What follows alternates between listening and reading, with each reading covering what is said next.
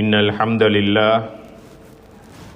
نحمده ونستعينه ونستغفره ونعوذ بالله من شرور أنفسنا ومن سيئات أعمالنا من يهده الله فلا مضل له ومن يضلل فلا هادي له أشهد أن لا إله إلا الله وحده لا شريك له وأشهد أن محمدا عبده ورسوله اللهم صل على محمد وعلى آل محمد كما صليت على إبراهيم وعلى آل إبراهيم إنك حميد مجيد اللهم بارك على محمد وعلى آل محمد كما باركت على إبراهيم وعلى آل إبراهيم إنك حميد مجيد أما بعد فقد قال الله تعالى أعوذ بالله من الشيطان الرجيم بسم الله الرحمن الرحيم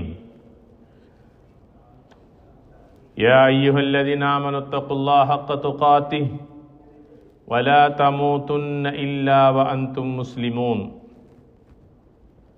صدق الله العظيم عن ابن عباس رضي الله عنهما قال النبي صلى الله عليه وسلم اغتنم خمسا قبل خمس رواه البخاري ومسلم. அளவற்ற அருளாளனும் நிகரற்ற அன்புடையனுமாகிய அல்லாஹின் பெயரால் இன்றைய குத்பா பிரசங்கத்தை ஆரம்பம் செய்கின்றேன். புகழ் அனைத்தும் அல்லாஹ் ஒருவனுக்கே உரித்தானது. அல்ஹம்துலில்லாஹ். ஸலவாத்தும் சலாமும் எம் உயிரிலும் மேலான அன்னலம் கண்மணி நாயகம் ஸல்லல்லாஹு அலைஹி வஸல்லம் அவர்கள் மீதும் அவர்களுடைய வாழ்வை முழுமையாக பின்பற்றி நடந்த உத்தம சஹாபாக்கள், தாபிஈன்கள், தபஉ தாபிஈன்கள், முத்தகீன்கள், நல்லோர்கள் நம் அத்தனை பேரின் மீதும் அல்லாஹு தஆலாவின் சாந்தியும் சமாதானமும் மக்ஃபிரத்தும் உண்டாவதாக வேண்டியதன் பின்னால் அல்லாஹுடைய கட்டளைகளை வாழ்க்கையில் எடுத்து நடந்து கொள்ளுமாறும் அவன் தவிர்ந்து நடக்க வேண்டுமென்று எம்மை பார்த்து தடை உத்தரவு பிறப்பித்திருக்கின்ற தீய விடயங்களிலிருந்து எம்மை பாதுகாத்து கொள்ளுமாறும் முதலாவதாக இவ்வடியனுக்கும் அப்பால் உங்களுக்கும் வசியத் செய்து கொள்ளுகின்றேன். அல்லாஹு தஆலா நம் அனைவருடைய பாவங்களை மன்னித்தல்வானாக. அவனுடைய இந்த மேலான மாளிகையில் எங்களை எல்லாம் ஒன்று சேர்த்ததை போன்று நாளை சுவர்க்கத்திலும் எம் அனைவரையும் ஒன்று சேர்த்தல்வானாக. கண்ணியத்திற்குரிய அல்லாஹுடைய நல்லடியார்களே, நபிகள் நாயகம் ஸல்லல்லாஹு அலைஹி வஸல்லம் அவர்கள் அருமை தோழர்களான சஹாபாக்களை பார்த்து ஒரு முக்கியமான ஹதீஸை இந்த சமூகத்தினருக்கு அறிவுறுத்தினார்கள். அது மனிதன் தன் வாழ்க்கையில் சிந்தித்து செயலாற்ற வேண்டிய முக்கியமான விடயங்களாக இருக்கின்றன. இப்னு அப்பாஸ் ரலியல்லாஹு தஆலா அன்ஹு அவர்கள் இந்த ஹதீஸை அறிவிப்பு செய்கிறார்கள்.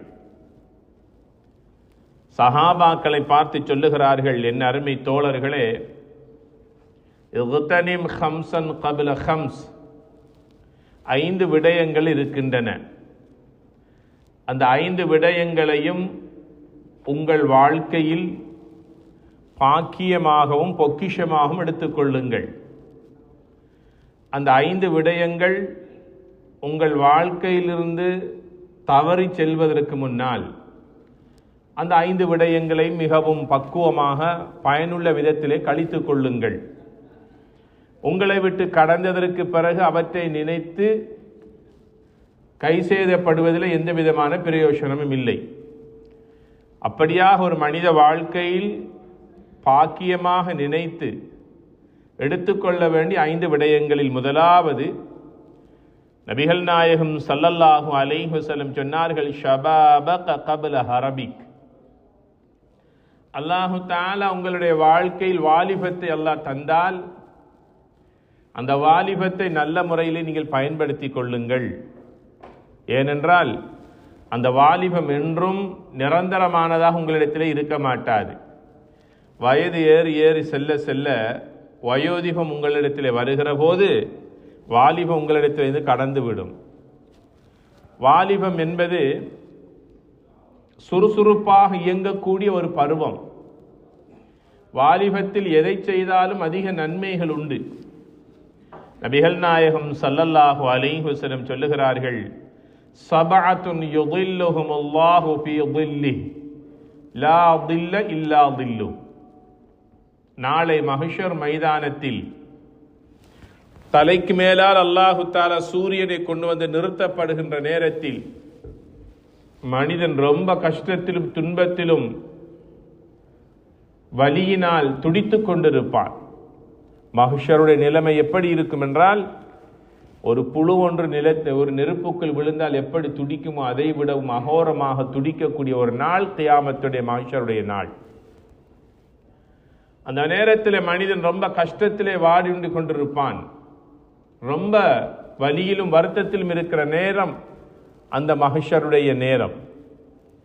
7 மனிதர்களுக்கு அல்லாஹ் அர்ஷுடைய நிழலை கொடுத்து அவர்களை கண்ணியப்படுத்துவான். அர்ஷுடைய நிழலே இல்லாத அந்த நாளில் 7 மனிதர்களுக்கு அல்லாஹ் அர்ஷுடைய நிழலை கொடுப்பான். அதற்குள் சென்றவர்கள் பாக்கியசாலிகள். அர்ஷுடைய நிழல் யாருக்கு கிடைக்கிறதோ அவர்கள் பாக்கியம் பெற்றவர்கள். அந்த 7 மனிதர்களில் ஒருவர் ஷாபுன் நஷஅ ஃபீ இபாதத்தில்லாஹ், அல்லாஹ்வுக்காக தன்னுடைய வாலிபத்தை கழித்த ஒரு வாலிபனுக்கு அல்லாஹு தஆலா நாளை அர்ஷுடைய நிழலை கொடுப்பான் என்று நபிகள் நாயகம் ஸல்லல்லாஹு அலைஹி வஸல்லம் சொன்னார்கள். வாலிபனாக இருக்கிற போது தொழுகின்ற தொழுகைக்கு அல்லாஹ்விடத்தில் அதிகமான நன்மைகள் உண்டு. வாலிபனாக இருக்கிற போது சமூகத்திற்கும் சோசியல் சர்வீஸில் ஈடுபட்டு சமூகத்துக்கு ஏதாவது பயனுள்ள பல விடயங்களிலே அவர் ஈடுபடுவாரையாக இருந்தால் அந்த வாலிபருக்கு கிடைக்கின்ற நன்மைகள் அளவில்லாத நன்மைகள். ஆக மொத்தத்தில் சமயம் சார்ந்த விடயங்களாக இருக்கலாம், சமூகம் சார்ந்த விடயங்களாக இருக்கலாம், எதுவாக இருந்தாலும் ஒரு மனிதனுடைய அதிக நன்மைகளை அல்லாஹ் தருகின்ற காலம் பருவம் வாலிபம் ஆகும்.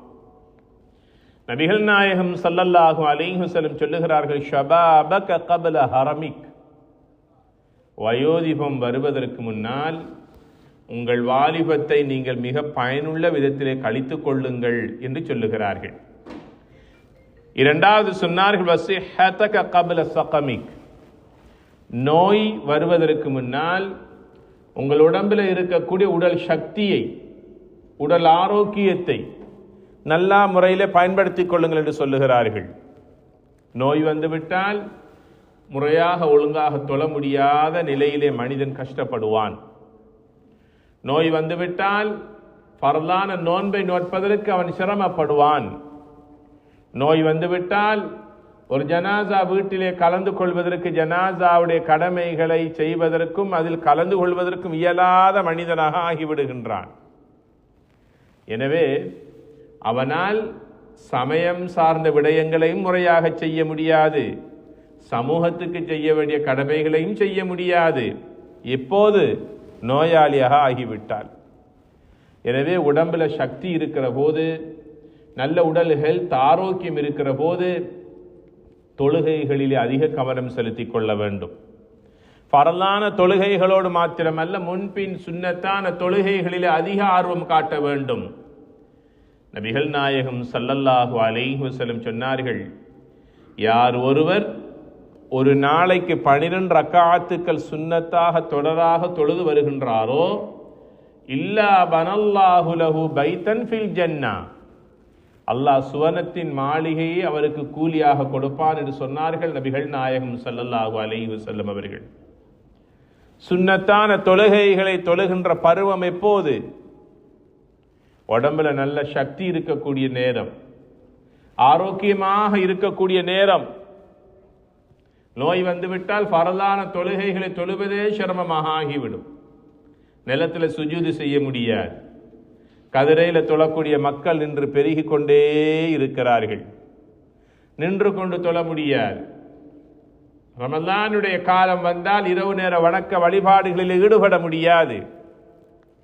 பரலான கடமையான நோன்பை கூட நோற்றுக்கொள்ள முடியாத நிலைமைக்கு அந்த நோய் அவர்களிடத்திலே அவர்களை கஷ்டப்படுத்தி கொண்டிருக்கக்கூடிய நேரம்.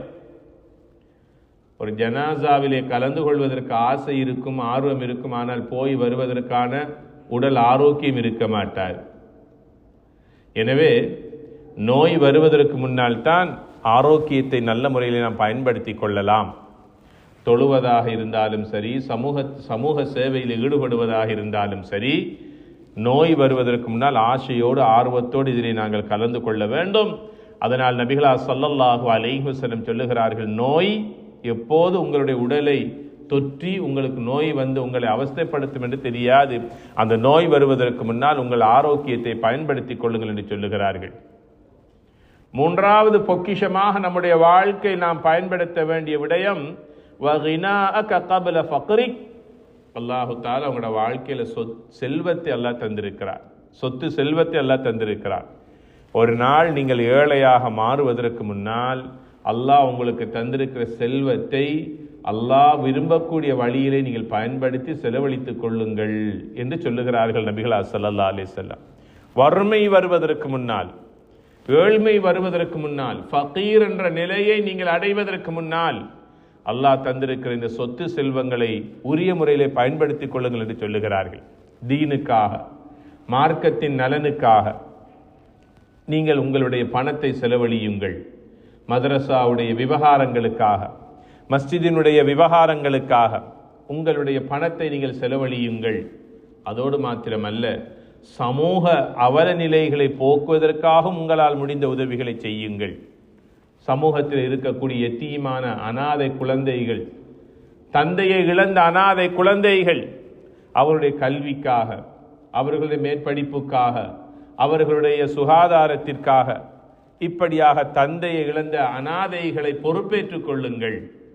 நபிகள் நாயகம் ஸல்லல்லாஹு அலைஹி வஸல்லம் சொல்லுகிறார்கள், யார் ஒருவருக்கு அல்லாஹ் சொத்து செல்வங்களை கொடுத்து ஒரு எத்தீமான பிள்ளையை பொறுப்பேற்று அந்த பிள்ளையை படிப்பிப்பதிலும் ஓதுவிக்கின்ற விடயத்திலும் நல்ல அதபொழுக்கத்தை கற்றுக் கொடுக்கின்ற விடயத்திலும் அவனுக்கு உதவி செய்கின்றாரோ, உதவி செய்து அவனை வளர்த்து ஆளாக்கி விடுகின்றாரோ, நாளை மறுமை நாளில் அந்த யதீமான பிள்ளையை பராமரித்தாரே அவரும் நானும் நாளை சுவர்க்கத்தில் இப்படி இருப்போம் என்று சொன்னார்கள் நபிகள் நாயகம் ஸல்லல்லாஹு அலைஹி வஸல்லம் அவர்கள். அப்படினால் நாளை சுவர்க்கத்தில் நபிகளாருடைய வலப்பக்கத்தில் மிக நபிகளாருக்கு ரொம்ப ரொம்ப நெருக்கமாக இருக்கக்கூடிய பாக்கியத்தை பெறுகிறார். யார்?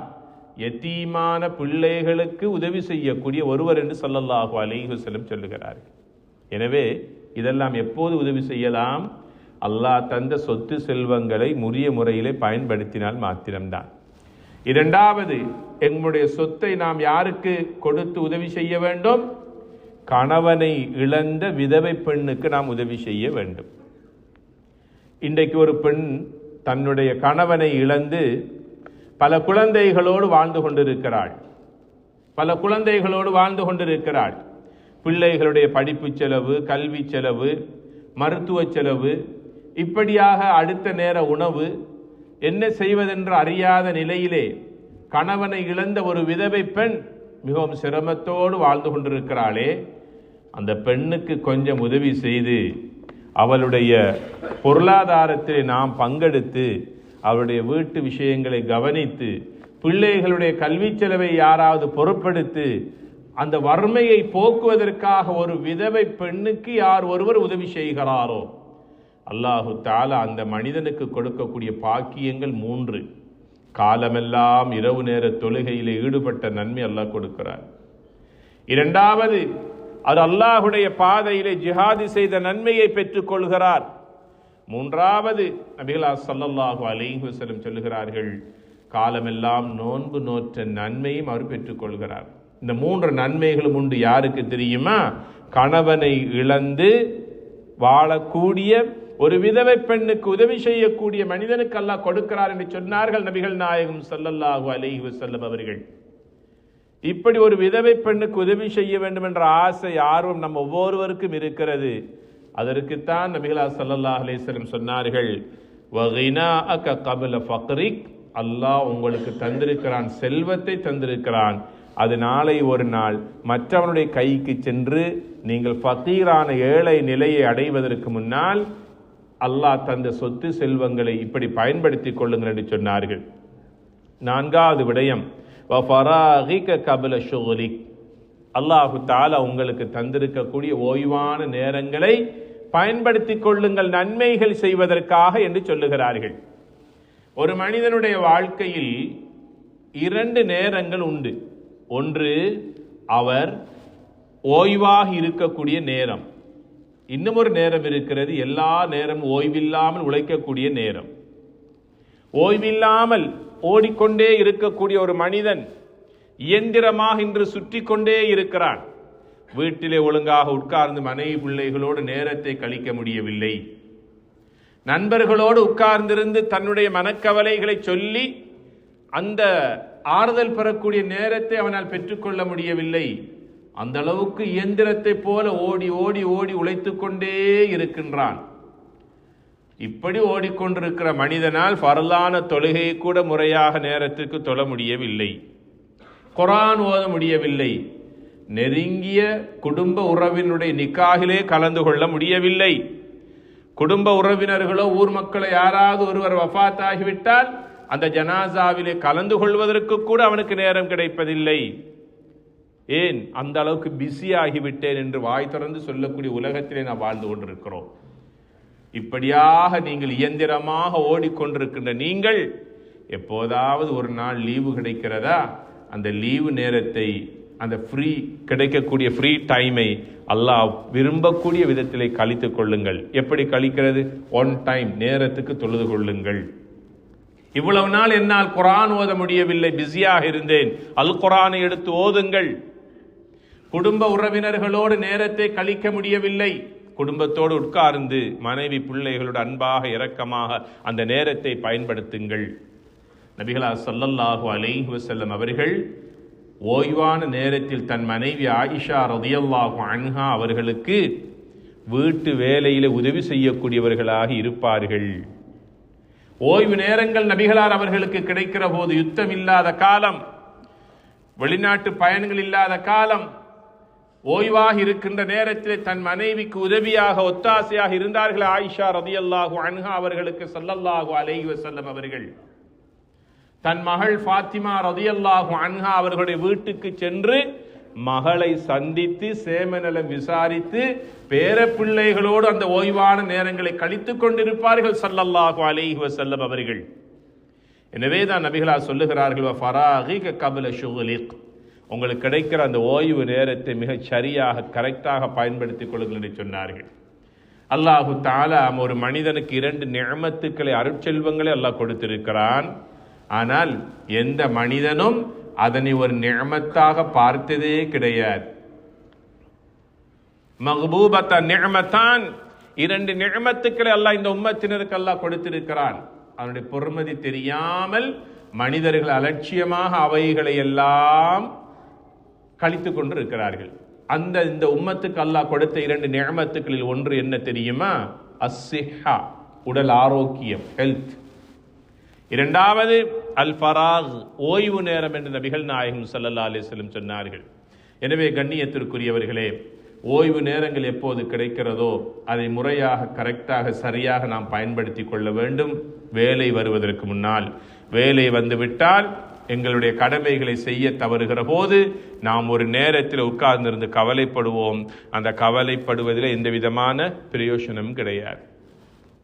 5வது விஷயம்தான் நபிகள் நாயகம் ஸல்லல்லாஹு அலைஹி வஸல்லம் சொன்னார்கள், வஹயாத்தக கப்ல மௌத்திக், ஒரு நாள் பொழுது உங்களுக்கு மௌத்து வரை இருக்கிறது. அந்த மௌத்து எப்போது வரும் என்று உங்களுக்கு யாருக்கும் தெரியாது. அந்த மௌத்து வாரத்துக்கு முன்னால் உங்களோட வாழ்க்கையை நல்ல முறையில் பயன்படுத்தி கொள்ளுங்கள் என்று நபிகள் நாயகம் ஸல்லல்லாஹு அலைஹி வஸல்லம் அவர்கள் இந்த உம்மத்தை பார்த்து இந்த 5 விஷயங்களையும் பொக்கிஷமாக வாழ்க்கையில் எடுத்துக்கொள்ளுங்கள் என்று சொன்னார்கள். ஒரு மனித வாழ்க்கையில் பொக்கிஷமாக எடுத்துக்கொள்ள வேண்டிய 5 விடயங்களில் முதலாவது, வயோதிபம் வருவதற்கு முன்னால் வாலிபத்தை முறையாக பயன்படுத்தி கொள்ளுங்கள். இரண்டாவது, நோய் வருவதற்கு முன்னால் உடல் ஆரோக்கியத்தை பயன்படுத்தி கொள்ளுங்கள். மூன்றாவது, ஏழ்மை, வறுமை வருவதற்கு முன்னால் அல்லாஹ் தந்த சொத்து செல்வங்களை முறையாக பயன்படுத்தி கொள்ளுங்கள். நான்காவது, வேலையிலே நீங்கள் மூழ்குவதற்கு முன்னால் கிடைக்கக்கூடிய ஓய்வான நேரங்களை அல்லாஹ் விரும்பக்கூடிய வழியில் அந்த ஓய்வு நேரங்களை பயன்படுத்தி கொள்ளுங்கள். 5வது, மௌத்துக்கு முன்னால் உங்களோட ஹயாத்தை சரியாக முறையாக பயன்படுத்தி கொள்ளுங்கள். இதனைத்தான் நபிகள் ஸல்லல்லாஹு அலைஹி வஸல்லம் அவர்கள்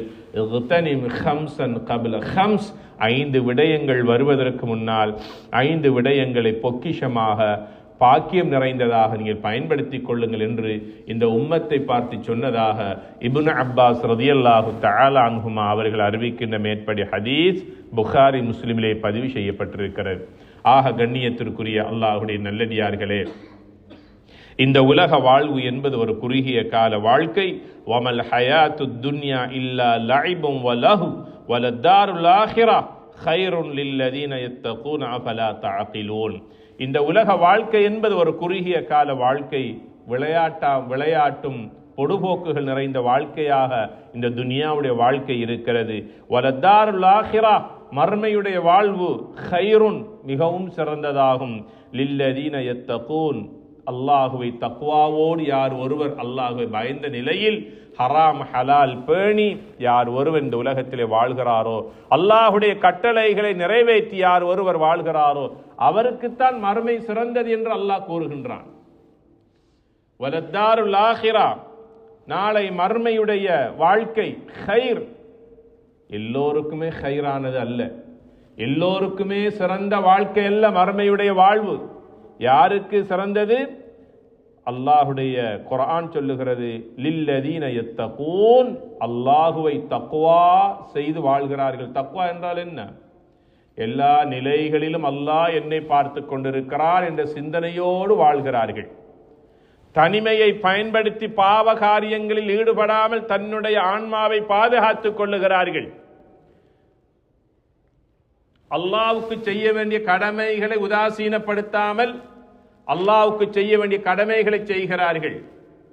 சமூகத்திற்கு அடியார்களுக்கு செய்ய வேண்டிய கடமைகளையும் செய்து வாழ்கிறார்கள்.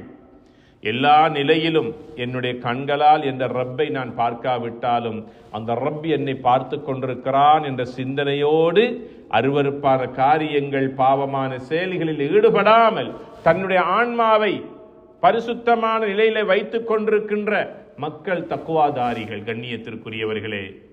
எனவேதான் லில்லதீன யத்தகூன், அல்லாஹுவை யார் ஒருவர் மறைமுகமான விடயங்களை கொண்டு தக்வாவோடு பயத்தோடு வாழ்கிறாரோ அவருக்குத்தான் வலத்தாருல் ஆখিরা கைருன், மறுமையினால் விமோசனம் உள்ளதாக சந்தோஷத்துக்குரியதாக இருக்கும். யார் ஒருவர் தன்னுடைய மனோ இச்சையின் பிரகாரம் நினைத்ததையெல்லாம் செய்து கண்டதையெல்லாம் கண்டு கண்டதையெல்லாம் அனுபவித்து ஹராம் ஹலால் பேணாமல் நினைத்தபடி வாழுகின்றாரோ அவருக்கு ஆখিরা சிறந்ததாக இருக்க மாட்டாது. நஊஸ் பில்லாஹ், அல்லாஹ் பாதுகாக்க வேண்டும். அஃபலா தஅகிலூன், அல்லாஹ் உங்களுக்கென்று ஒரு சுய புத்தியை தந்திருக்கிறான், கொஞ்சம் யோசித்து வாழ மாட்டீர்களா? அல்லாஹ் எம்மை பார்த்து கேட்கின்ற கேள்வி, கண்ணியத்திற்குரியவர்களே. உங்களுக்கென்று ஒரு பகுத்தறிவை அல்லாஹ் தந்திருக்கிறான். அல்லதி ஹலக்கல் மௌத வல் ஹயாத லியப்லுவக்கும் அய்யுக்கும் அஹ்ஸனு அமல. ஹயாத்தை மௌத்தையும் அல்லாஹ் உங்களுக்கு தந்திருப்பதெல்லாம் லியப்லுவக்கும், உங்களை சோதிப்பதற்காகத்தான். அஃபஹஸிபதும் அன்னமா ஹலக்னாகும் அபஸா வ அன்னகும் இலைனா லா துர்ஜஊன். நினைத்தபடி வாழலாம் என்று வாழ்வதற்காகவா அல்லாஹ் இந்த உலக வாழ்க்கை அல்லாஹ் உங்களுக்கு தந்திருக்கிறான்? நீங்கள் வீணுக்காக விளையாட்டுக்காக நினைத்தபடி வாழலாம் என்று நினைத்துக் கொண்டிருக்கிறீர்களா? வ அன்னகும் இலைனா லா துர்ஜஊன், ஒரு நாள் என் முன்னால் வந்து நிற்க மாட்டீர்களா என்று அல்லாஹு தஆலா எம்மை பார்த்து இந்த கேள்விகளை கேட்டுக் கொண்டிருக்கிறார். எனவே கண்ணியத்திற்குரிய நல்லடியார்களே, தொழுகைக்குரிய நேரத்திலே தொழுது கொள்வோம், பெற்றோரோடு நல்லுறவை பேணிக் கொள்ளுவோம், தாய்க்கும் தகப்பனுக்கும் கடமைகள் செய்து அவருடைய துஆவை நாம் பெற்றுக்கொண்டு பெற்றோருடைய உள்ளத்தை நாம் சந்தோஷத்துக்குரியதாக்கி கொடுப்போம். அல்லாஹ் தந்த சொத்து செல்வங்களை தேவையுள்ள மக்களுக்கு நாம் கொடுத்து உதவி மற்றவர்களுடைய வாழ்வில் நாம் மறுமலர்ச்சி உண்டாக்குவோம். நோயாளிகளை நலம் விசாரித்து அவர்களுடைய நோய் குணமடைவதற்காக துஆ செய்வோம். அவல நிலையில இருக்கின்ற எத்தீமான பிள்ளைகளுக்கு நாம் கை கொடுத்து உதவுவோம்.